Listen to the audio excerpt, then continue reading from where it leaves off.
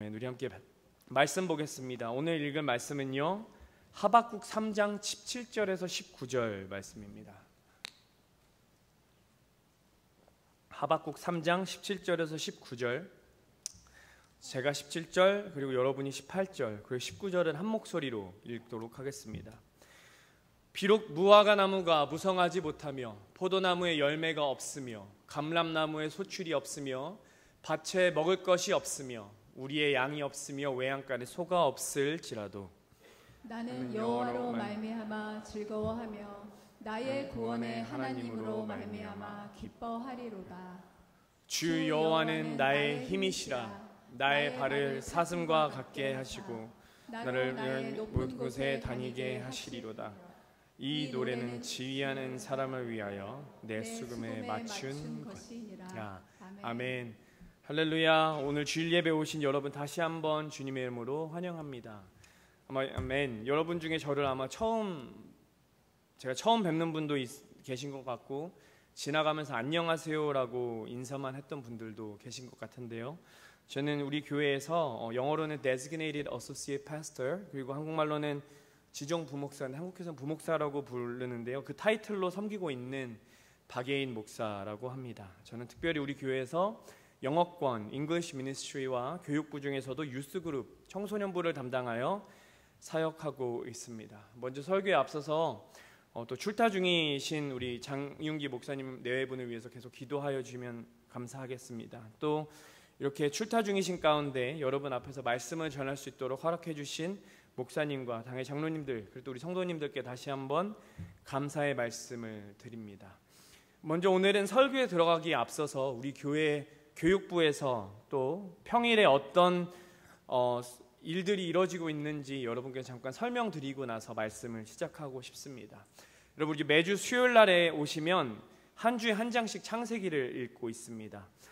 이번 주 수요일에는 창세기 13장을 읽을 건데요. 만약에 창세기가 조금 읽어보고 싶다, 아니면 수요일인데 할 게 없다, 아니면 수요일인데 주님이 부담을 주신다 그러면 걱정하지 마시고 교회로 나오시면 됩니다. 7시 반부터 8시 반까지 예배가 진행되고 또 9시까지 자유롭게, 9시가 지나서도 마음껏 기도하다 가실 수 있으니까요. 언제든지 수요 예배에 참석하셨으면 좋겠습니다. 또 토요일 새벽 예배, 새벽 기도 때는 우리 목사님께서 마태복음을 가지고 마태복음 시리즈로 설교를 전해주시고 계십니다. 토요일 새벽 예배는 6시부터, 아침 6시부터 시작합니다. 그러니까 여러분께서 조금 눈이 일찍 떠졌다, 아니면 내가 조금 주님과 함께 새벽을 열고 싶다, 또 주님이 부담을 주신다 하시면 주저하지 마시고 교회로 나오시기 바랍니다. 또 우리 지금 유치부 예배도 함께 드려지고 있어요. 우리 유치부 예배 때 어떤 설교를 하시냐고 여쭤봤더니 예수님의 사역과 이적에 대해서 공부하고 계시답니다. 지금도 아이들이 말씀을 듣고 있을 시간인데요. 우리 아이들이 어린 시절부터 예수님의 사역과 이적을 경험하면서 예수님이 누구이신지를 배웠으면 좋겠습니다. 또 우리 초등부 예배도 있죠. 우리 초등부 예배는 올해부터, 이번 연도부터 새로운 커리큘럼을 시작했습니다. 가스펠 프로젝트라는 커리큘럼으로 공부를 하고 있는데, 하필 요한계시록을 아이들이 공부하고 있대요. 지지난주에 아이들에게 이런 설교를 하셨대요. 생명책에 이름이 써져 있지 않으면 우리는 천국에 들어갈 수 없다라고 했더니 아이들이 천국에 못 갈 수도 있어요? 라며 당황했다고 합니다. 조금 어려울 수 있지만요, 우리 요한계시록을 통해서 아이들이 우리 주님 반드시 다시 오시고, 주님 오실 때 우리가 주님 보시기에 구원받은 자로서 살아있지 않는다면 주님의 나라 참여할 수 없다는 것을 어린 나이부터 알아서 그들의 삶을 주님께 드릴 수 있기를 축복합니다. 우리 또 여기 지금 청소년부가 함께 예배하고 있는데, 우리 청소년부는 Wisdom, 지혜에 대한 시리즈를 나누고 있습니다. 우리가 앞으로 지혜 있는 자들로서 어떻게 살아가야 할지, 또 어떻게 지혜가 충만한 삶을 살아갈 수 있을지에 대해 나누고 있습니다. 이 시리즈를 준비하면서 제가 기도했던 거는 우리 아이들 가운데 지혜를 사모하는 마음, 또 세상의 지식보다 하나님께로 오는 지혜를 사모하는 마음이 임하기를 기도합니다. 또 마지막으로 우리 영어권입니다. 오늘 11시 반에도 예배가 드려질 텐데, 우리 영어권과 함께 나누고 있는 시리즈는 Let's Talk About It 이라는 시리즈입니다. 조금 더 구체적으로 말씀드리면, 여러분 성경을 읽으면서 마음이 굉장히 불편해지는 부분들이 있을 겁니다. 예를 들어서 제가 처음 나누었던 시리즈의 설교는 용서에 대한 주제였습니다. 성경은 용서하라고 하는데 나는 용서하고 싶지 않다. 그 다음엔 죄에 대해서 나눴고, 그 다음에는 우상 숭배에 대해서 나눴고요. 오늘은 고난 가운데 예배하기라는 주제로 말씀을 나누려고 합니다. 제가 이렇게 여러분들께 우리 교회에서 어떤 사역들이 있고 어떤 말씀들이 선포되어지는지에 대해서 말씀드리는 이유가 있습니다.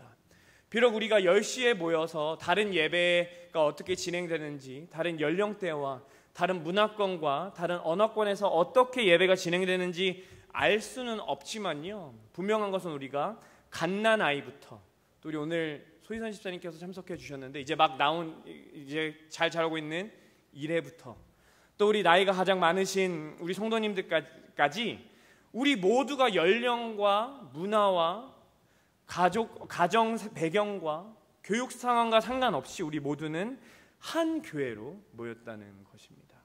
그럼 여러분, 제가 여러분과 오늘 함께 이 질문에 대해서 고민하고 싶습니다. 여러분께서는 교회에 나오는 이유가 무엇이십니까? 우리 아이들에게 물어본다면 더 자고 싶었는데 부모님을 끌고 나왔다고 이야기하는 애들 분명 있을 겁니다. 또 여러분께서는 피곤하였지만 그래도 오늘 이 예배를 기대하면서 나오신 분들도 있으실 겁니다. 각자의 이유로 나오셨겠지만 우리 옆에 계신 분들을 최대한 사랑스러운 눈빛으로 바라보시면서 이렇게 인사합시다. 우리 오늘 하나님을 마음껏 예배합시다. 이렇게 인사해 볼까요? 옆 사람들을 최대한 사랑스럽게 꿀이 똑똑 떨어지는 눈으로 바라보시면서 우리 하나님을 마음껏 예배합시다. 아멘. 오늘 우리 하나님 예배하기 위해 모였습니다. 여러분, 어떤 설교가 강단에서 선포되어지고 어떤 찬양이 불러지건 상관없이 우리는 이곳에 하나님을 예배하기 위해 모였습니다. 여러분도 다 같은 마음이시죠? 아멘. 여러분, 또 어떤 분들은 오늘 예배에 나오실 때 한 주간이 너무 힘들어서 지친 상태로 나오신 분들도 계셨을 겁니다. 또는 몸이 안 좋으신 분들도 있으실 거고요. 또는 어떤 분들은 아침에 아이들이 말을 안 들어서, 혹은 도로에서 어떤 차들이 상식적으로 운행하지 않아서 순간 욱하는 마음으로 나오셨을지도 모르겠습니다. 어떤 분들은 세상에서 누려받지 못했던 기쁨으로, 행복한 상태로, 만족함으로 가득한 상태로 나오셨을 줄 믿습니다. 그래서 오늘 제가 여러분과 함께 어떤 말씀을 나눌까 많이 고민을 했었어요. 그러다가 제가 오늘 여러분들과 함께 나누고 싶은 말씀으로 하박국 말씀을 골랐는데요. 그 이유는 오늘 하박국 선지자의 말씀을 읽어보면 우리는 어떤 상황에서도 하나님을 예배할 수 있겠다라는 마음이 들었기 때문입니다. 그래서 오늘 제가 여러분들과 함께 나눌 말씀은요, 우리는 어떤 상황에도 하나님을 예배할 수 있습니다 라는 말씀이에요. 왜요? 난 여호와로 즐거워하기로 결정하였으니까. 아멘. 우리 옆 사람들께 한 번 더 이렇게 인사합시다.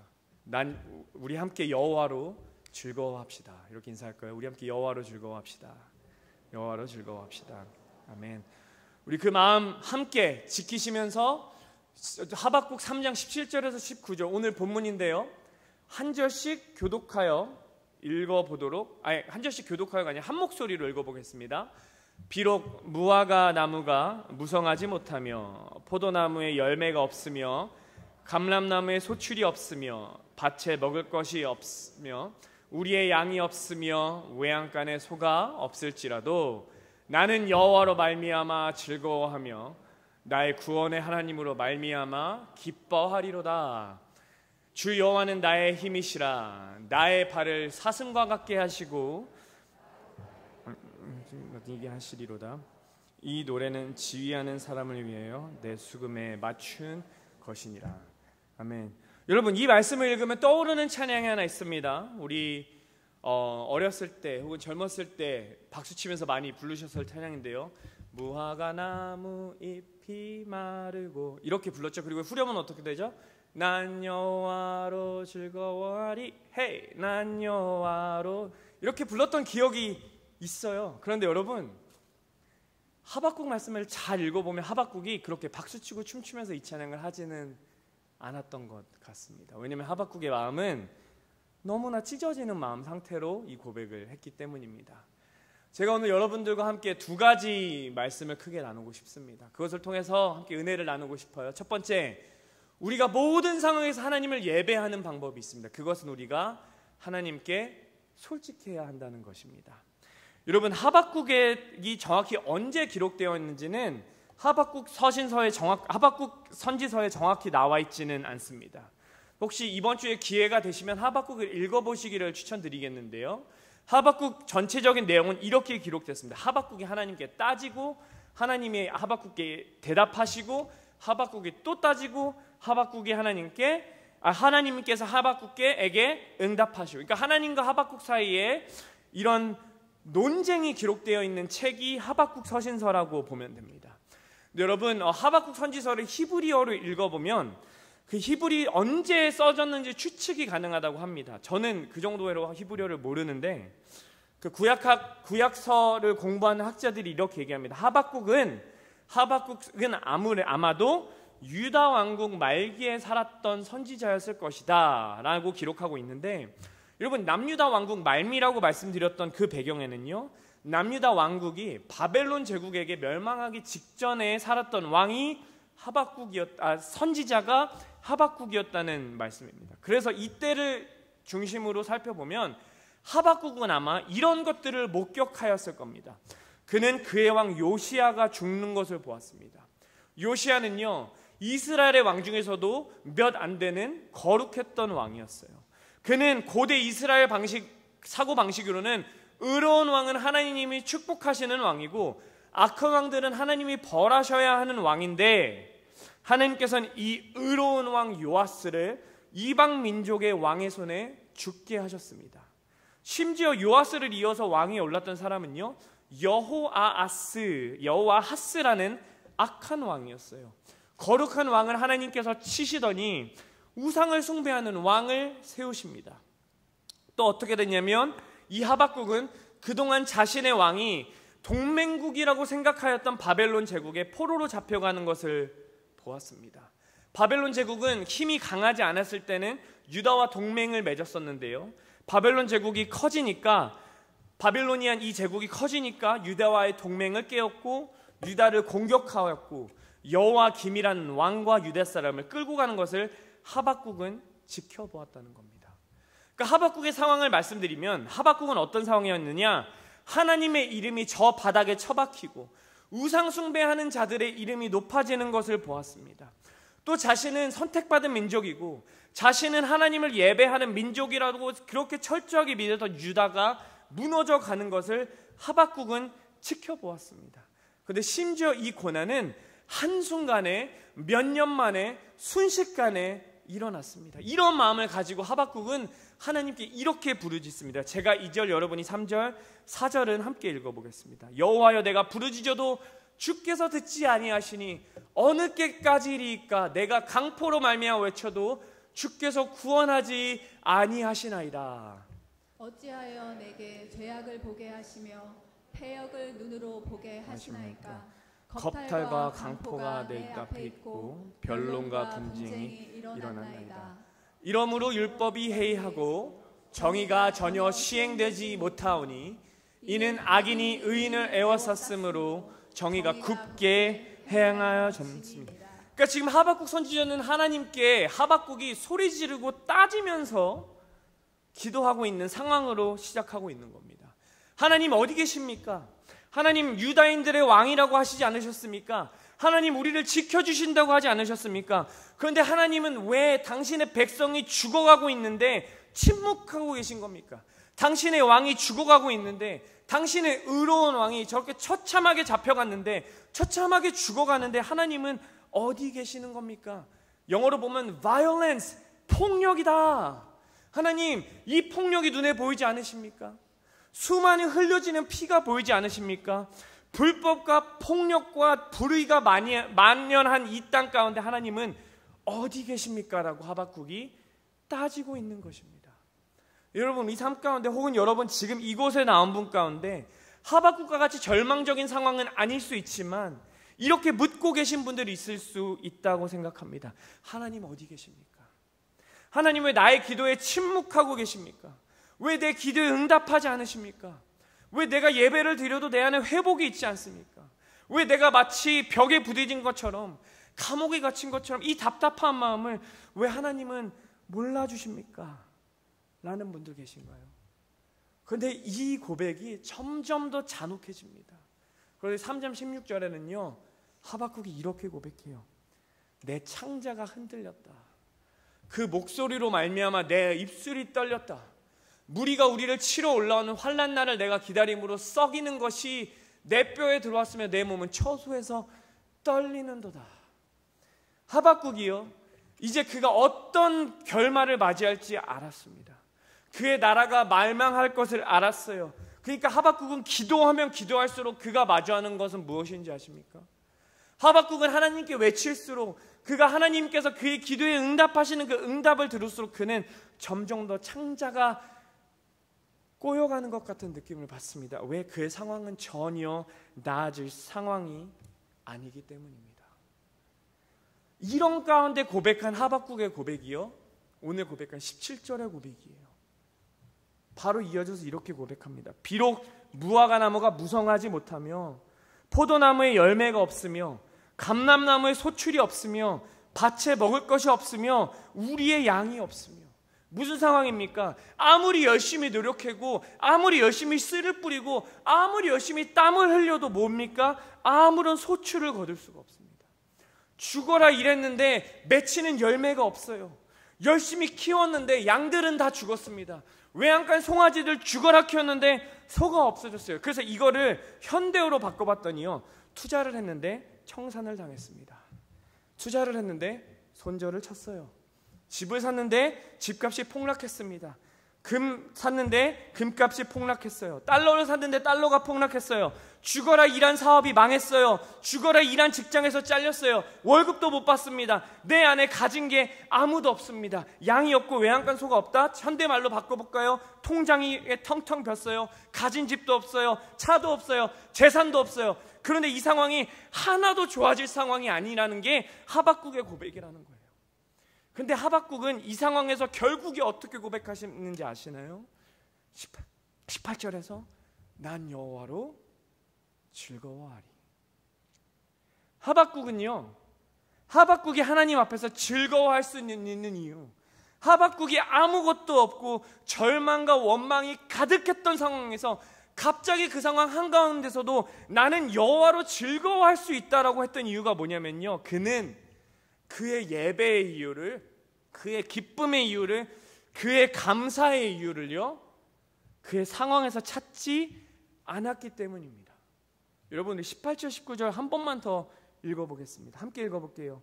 나는 여호와로 말미암아 즐거워하며 나의 구원의 하나님으로 말미암아 기뻐하리로다. 주 여호와는 나의 힘이시라. 나의 발을 사슴과 같게 하사 나로 나의 높은 곳에 다니게 하시리로다. 이 노래는 지휘하는 사람을 위하여 내 수금에 맞춘 것이니라. 아멘.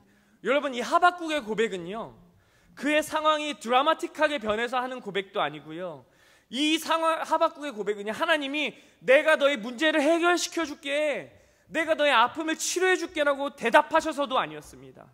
하박국은요, 그는 여전히 절망스러웠고 희망이 보이지 않았고 고통스러웠지만 그가 하나님을 바라보기로 결정하니까 그 안에 예배가 회복됨을 경험했다는 것입니다. 여러분, 우리가 이것을 분명히 기억했으면 좋겠습니다. 또 한 가지 제가 오늘 설교를 쓰면서 다짐했던 것은, 제가 여러분께 하는 설교지만 저는 이것을 제가 하나님께서 저에게 하시는 말씀이라고 설교를 준비했습니다. 그러면서 이런 표현을 적게 되었어요.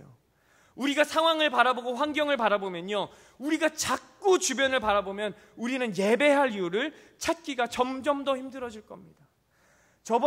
작년에 영어권 남자들끼리 모여서 이런 얘기를 했습니다. 서로 함께 이런 얘기를 했어요. 살다 보니까 점점 내 속에서 기쁨도 사라지고 우와라는 흥분감도 사라지고 기대감도 사라지더라. 왜? 결국에 그게 그거더라라는 얘기를 하시더라고요, 성도님들이. 우리가 처음엔 기뻐, 어떤 분은 이런 말씀도 하셔서, 내가 처음에 카지노에 가서 긁었는데 돈을 많이 벌었어. 근데 그 다음에 또 긁었더니 그만큼 기쁨이 없었다. 내가 돈을 이만큼 벌어봤더니 그것도 의미가 없더라. 인간은 결국에요, 점점 더 많은 것, 점점 더 좋은 것, 점점 더 화려한 것을 찾게 된다는 겁니다. 왜? 인간은 적응하는 동물이니까 점점 더 시시해지거든요. 상황 가운데 지금은 감사할 수 있어요. 그런데 어떻게 됩니까? 시간이 지나면 그 감동도 사라집니다. 만약에 하박국이 그의 상황에서 감사와 예배의 이유를 찾았다면요, 여러분, 만약에 하나님께서 이 상황을 해결해 주셨다고 해봅시다. 이 상황이 해결됐어요. 바벨론 제국이 멸망했습니다. 그러면 끝납니까? 아니요. 또 언젠가는 또 다른 바벨론 제국이 일어나서 후회되면 로마 제국이 일어나서 유다를 점령할 겁니다. 그럼 그때 어떡합니까? 그때 예배하는 거 멈출 겁니까? 그럼 또 절망스러워합니까? 그럼 더 절망스러워지겠죠. 하나님, 그때 우리 구원해 주셨는데 왜 또 고난을 주십니까? 또 하나님 원망하겠죠. 그런데 오늘 하박국은 어떻게 합니까? 내가 무화과 나뭇잎도 없고 포도나무에 열매도 없고 밭에 아무것도 없고 양도 없고 외양간 송아지도 없지만 나는 그럼에도 불구하고 하나님만 바라보기로 결정하겠다. 그랬더니 나는 하나님을 예배할 수 있다라고 말하는 겁니다. 이 비결은요, 그가 하나님께 따지는 과정이 있었기 때문입니다. 여러분, 여러분이 힘드실 때 얼마나 하나님 앞에 솔직하게 나아가십니까? 여러분, 하나님에 대해 의심이 될 때 얼마나 하나님께 물으십니까? 하나님과 싸우고 계십니까? 야곱은요, 밤새도록 하나님과 씨름했습니다. 우리에게는 그런 씨름을 하고 있는 마음이 있습니까? 이런 말씀을 준비하는데 이런 말이 떠올랐어요. 싸우면서 친해진다. 관심이 있으니까 싸우는 거고요, 그 사람을 생각하니까 싸우는 거라고 하더군요. 아무 말 하지 않고 꽁에 있으면 무슨 문제가 해결됩니까?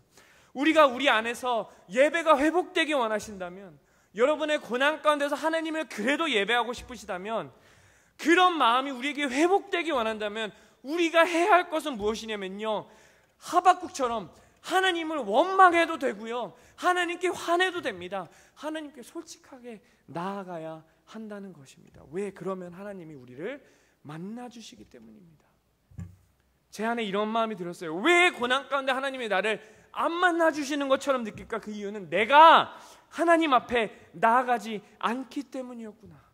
내가 실패했다고 절망하고 내가 나 자신에 실망하고 하나님도 나한테 실망하시겠지 생각하니까 내가 하나님 앞에서 숨고 있었구나. 아담과 하와가 에덴 동산에서 선악과를 따먹고 했던 것처럼 하나님 앞에서 숨었구나. 하나님께서는 예인아 어디 있니? 라고 물으시면 나는 하나님 앞에서 하나님, 내가 벌거벗어서 내가 창피해서 실패해서 실수해서 하나님 앞에 나갈 수 없어요 라고 말하니까 내가 하나님을 만날 수 없었구나 라는 마음이 들었습니다. 여러분, 제가 그래서 오늘 여러분께 감히 도전하고 싶습니다. 여러분, 하나님 앞에 솔직해집시다.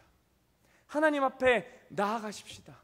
여러분의 고난과 질문과 기도의 제목을요, 아무도 안 듣잖아요. 옆 사람이 안 듣잖아요. 그러니까 하나님 앞에 그냥 내 마음 있는 그대로를 갖고 나아가시기 바랍니다. 우리가 그 짐을 내려놓으면 어떤 일이 일어나지 아십니까? 우리의 상황은 지금 눈에 보일 때 해결되지 않을 수 있어요. 근데 그때부터 하나님이 일하시더라고요. 그게 100년이 걸릴 수 있고 200년이 걸릴 수 있을지 모릅니다. 10년, 20년, 50년, 70년이 걸릴지 몰라요. 그런데 상관없습니다. 하나님은 반드시 일할 것이기 때문입니다. 여러분, 그 짐을 하나님 앞에 솔직히 내려놓으실 수 있기를 축복합니다. 두 번째입니다. 우리가 연약함 가운데 하나님을 예배할 수 있는 이유는요, 약간 클리셰 같은 문장이긴 하지만 이렇게 여러분께 리마인드 드리고 싶어요. 그때가 우리를 위해 역사하시는 하나님을 경험할 때이기 때문입니다.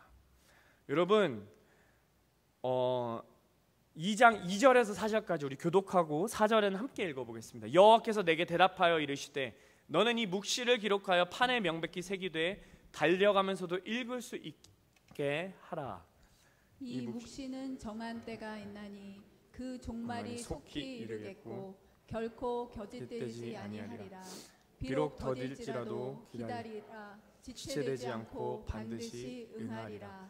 함께 보라, 그의 마음은 교만하여 그 속에서 정직하지 못하나 의인은 그의 믿음으로 살리라 하시라. 아멘.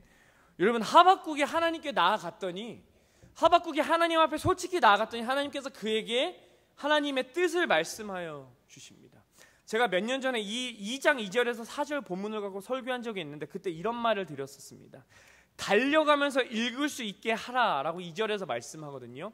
이거를 영어 성경으로 보면은요, so that a herald may run with it. 전령이 그 말씀을 들고 뛰어갈 수 있게 하라라고 말씀했어요. 이게 뭐냐면요, 이거 반드시 이루어질 거니까, 내가 지금 너한테 하는 말을 반드시 이루어질 거니까 모든 사람들이 다 알 수 있도록 분명하게 기록하라는 거예요. 근데 여기서 말씀의 포인트가 뭐냐면요, 유다가 망하는 이유는 죄 때문에 망하는 건데, 이 망하는 가운데서 살아날 수 있는 방법이 있다는 겁니다. 그게 뭐냐면 2장 4절, 믿음으로 살면 된대요. 믿음으로 살으래요. 하나님께 돌아오고 믿음으로 살면 살 길이 있다고 하나님께서 살 길을 열어주십니다. 물론 이 말씀 절망적입니다. 그런데 하박국이 이때 하나님을 만나고 나니까 그가 지금까지 불평했고 불만하고 따졌던 그의 태도가 어떻게 바뀌냐면요, 2장 20절에서 이렇게 바뀝니다. 하나님 어디 계십니까? 하나님 왜 내 눈에 보이지 않으십니까? 하나님 왜 침묵하십니까? 그랬던 하박국이 어떻게 고백하냐면요, 이 대화의 끝에서 이렇게 찬양해요. 오직 여호와는 그 성전에 계시니 온 땅은 그 앞에서 잠잠할지니라. 그는 고난의 가운데서, 고난에 그의 창자가 비틀리고 고난 가운데 그의 모든 삶의 이유가 사라졌지만 그곳에서 하나님을 경험했다는 것입니다. 이제 그는 그의 상황에 더 이상 좌절하고 절망하지 않을 수 있는 이유는 그가 이 상황 가운데 혼자가 아닌 것을 알았기 때문이에요. 그랬더니 이제 그가 3장 2절에서 이렇게 고백해요. 여호와여, 내가 주께 대한 소문을 듣고 놀랐나니 여호와여, 주는 주의 일을 이 수년 내에 부응하게 하옵소서. 이 수년 내에 나타내시옵소서. 진노 중에라도 긍휼을 잊지 마옵소서. 아멘. 이게 무슨 뜻이냐면요, 고난 가운데 그가 하나님을 만났더니, 고난 가운데 그가 하나님 앞에 솔직하게 나아갔더니, 고난 가운데 그가, 절망 가운데 그가 하나님 앞에 그의 모든 것을 내려놨더니 그는 하나님 안에서 구원을 발견하였다는 것입니다. 여러분, 사람들은요, 무화과 나뭇잎이 무성하지 못하고 포도나무에 열매가 없고 감람나무에 소출이 없고 밭에 먹을 것이 없고 양이 없고 외양간에 소도 없으면 우리에게 손가락질 할 겁니다. 사람들은 이렇게 말할 거예요. 너네 교회 다닌다면서, 너네 하나님이 그렇게 위대한 하나님이시라면서 근데 왜 하나님은 너의 그 상황도 해결하여 주지 못하시니? 라고 비웃을지 모릅니다. 그런데요,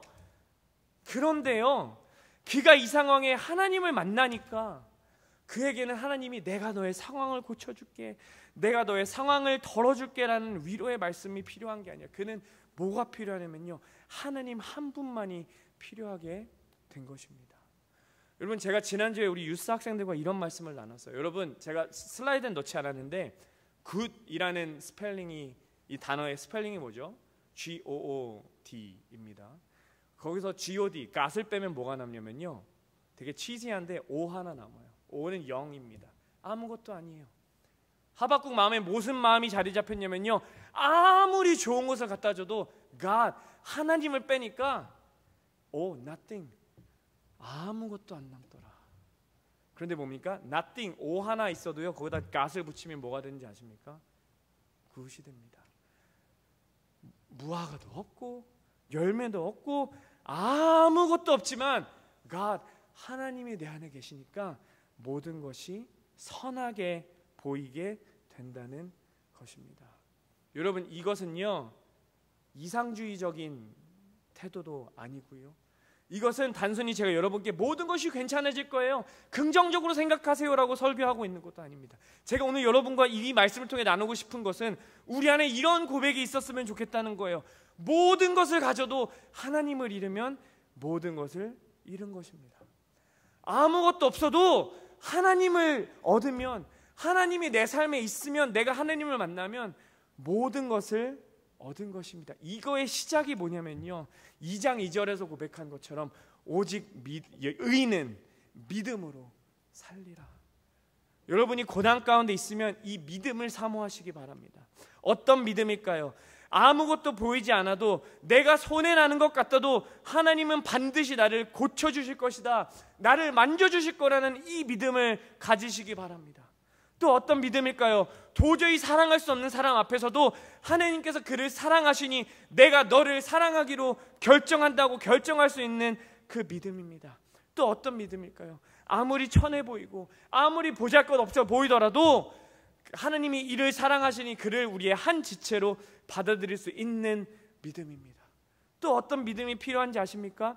다툼과 시기 가운데 편견과 부정이 가득한 세상 속에서도 우리는 하나님의 말씀으로 여전히 사랑하고 하나님의 말씀과 사랑으로 이 세상을 뚫고 나갈 수 있는 믿음이 필요함을 기억하시기 바랍니다.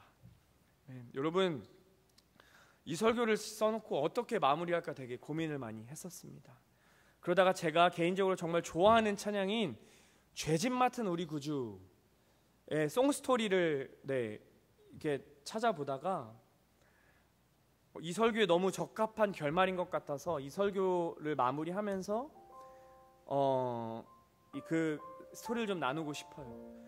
여러분, 지금 반주가 나오고 있는 죄짐 맡은 우리 구주를 작사한 분이 조셉 스크리븐이라는 분입니다. 1819년에서 86년도까지 사셨던 분이에요. 이분은 아일랜드의 수도 더블린에서 태어났다고 합니다. 유복한 가정에서 자랐고 좋은 대학도 나왔어요. 그런데 그가 군인이 되려고 했는데 몸이 안 좋아서 교직에 몸을 담고 그 가운데 예수님을 영접했다고 합니다. 그러다가 1843년에 결혼을 하려던 약혼녀가 있었대요. 그런데 그 여인이 하루 전날 그가 보는 앞에서 강을 건너오다가 익사해서 죽었다고 합니다. 그게 너무 고통스러워서 버티다가 2년이 지난 후에 그는 온타리오로 이주해서 살기 시작했고요. 10년이 흘렀을 때 펜켈리라는 집안의 가정교사로 일했는데 거기에서 엘리자 로슈라는 사람을 만나서 사랑에 빠졌다고 해요. 그런데 여러분, 결혼을 앞두고 그 약혼녀 엘리자가 폐렴에 걸려서 죽었대요. 이렇게 약혼녀 둘을 차례로 잃고 절망에 빠져있을 때 또 다른 소식이 하나 들려옵니다. 그게 뭐냐면 이제는 그의 어머니가 위독하대요. 멀리 떨어져 있어서 갈 수도 없어요. 그럼 그가 하나님 앞에 무릎 꿇고 기도하기 시작합니다. 하나님, 저는 사랑하는 약혼녀를 잃었습니다. 저는 매우 외롭고 고독합니다. 하지만 그 외로움 가운데 있는 제 어머니의 친구가 되어 주십시오. 그녀를 위로해 주세요.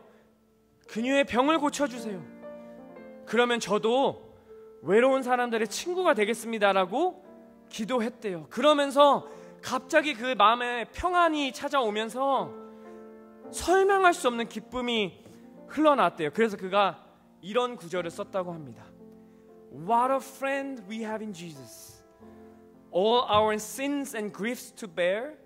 What a privilege to carry everything to God in prayer. 한국말로 뭐죠? 죄짐 맡은 우리 구주. 어찌 좋은 친구인지 부질없이 낙심 말고 우리 주께 맡기세.